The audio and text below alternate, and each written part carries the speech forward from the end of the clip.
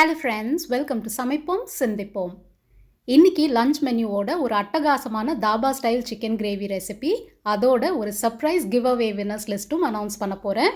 வீடியோவை ஸ்கிப் பண்ணாமல் பாருங்கள் ஃப்ரெண்ட்ஸ்.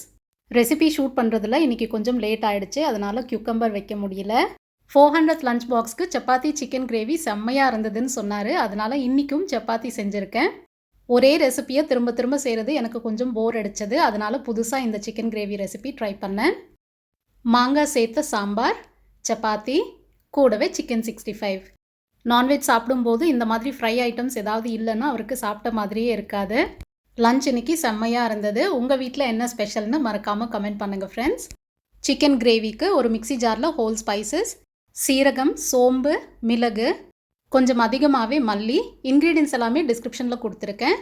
காரத்துக்கு தகுந்த வரமிளகா, கூடவே காஷ்மீரி சில்லி சேர்த்து இந்த மாதிரி கொரப்பாக அரைச்சிட்டு, இது கூடவே நறுக்குன வெங்காயம், மீடியம் சைஸ் தக்காளி, இஞ்சி பூண்டு பேஸ்ட் சேர்க்குறேன். நீங்கள் இஞ்சி பூண்டு தனித்தனியாக கூட சேர்த்துக்கலாம். கொஞ்சமாக கேஷ்யூ சேர்த்து நல்லா ஸ்மூத்தாக அரைச்சிக்கோங்க. பாருங்கள், கலர் பார்க்கவே எவ்வளோ அருமையாக இருக்குன்னு. காஷ்மீரி சில்லி சேர்த்தா தான் இந்த மாதிரி கலர் நல்லா வரும். ஒரு கடாயில் எண்ணெய் இல்லைன்னா நெய் விட்டுக்கோங்க. நான் ஒரு 350 கிராம்ஸ் அளவுக்கு தான் சிக்கன் எடுத்திருக்கேன். அரை கிலோ சிக்கனுக்கு தகுந்த மாதிரி இன்க்ரீடியன்ஸ் டிஸ்கிரிப்ஷனில் கிளியராக கொடுத்துருக்கேன். நெய்யோட சிக்கனை நல்லா கலந்து விடுங்க. முதல்ல கஷ்டமாக இருக்கும், ஆனால் கொஞ்ச நேரத்துலேயே நல்லா தண்ணி விட்டுரும். இப்போது தேவையான உப்பு நான் 1 டீஸ்பூன் அளவுக்கு சேர்க்குறேன். சிக்கனை இந்த மாதிரி ஆயிலில் முதல்ல ஒரு 50% அளவுக்கு குக் பண்ணிவிட்டு அதுக்கப்புறம் மசாலா சேர்த்தா நல்லா சாஃப்ட் அண்ட் ஜூஸியாக வரும். ட்ரை பண்ணி பாருங்கள். மசாலா நல்லா அப்சார்ப் பண்ணணும்னா சிக்கனை இந்த மாதிரி ஆயிலில் முதல்ல ஃப்ரை பண்ணணும்.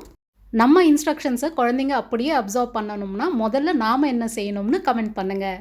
சிந்திப்போம். சிக்கன் பாதி அளவுக்கு வெந்துடுச்சு. இப்போது நம்ம அரைச்ச மசாலாவை சேர்த்து நல்லா மிக்ஸ் பண்ணி விடுங்க.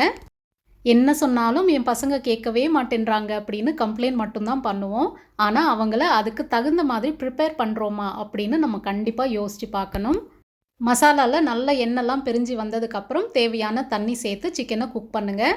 சிக்கன் நல்லா சாஃப்டாக வெந்ததுக்கப்புறம் கொஞ்சமாக கசூரி மேத்தி இல்லைன்னா கொத்தமல்லி சேர்த்து இறக்கிருங்க. கிரேவி சூடு ஆறுனதும் இன்னும் திக்காகும், அதுக்கு தகுந்த மாதிரி தண்ணி சேர்த்துக்கோங்க. காரசாரமான dhaba style chicken gravy ready ஆகிடுச்சு. சப்பாத்தி, இட்லி, தோசை, பூரிக்கெல்லாம் செம்மையாக இருக்கும். நெக்ஸ்ட் மந்த் நம்ம சேனலோட 4th ஆனிவர்சரி வரப்போகுது. ஸோ ஒரு 4 பேருக்கு surprise give away. Congratulations to the winners. Thank you for your regular love and support. இந்த 4 பேரும் மறக்காமல் என்ன இமெயிலில் காண்டாக்ட் பண்ணுங்கள் ஃப்ரெண்ட்ஸ். வீடியோஸை லைக் அண்ட் ஷேர் பண்ணி தொடர்ந்து நம்ம சேனலை சப்போர்ட் பண்ணுங்கள். Take care and stay safe.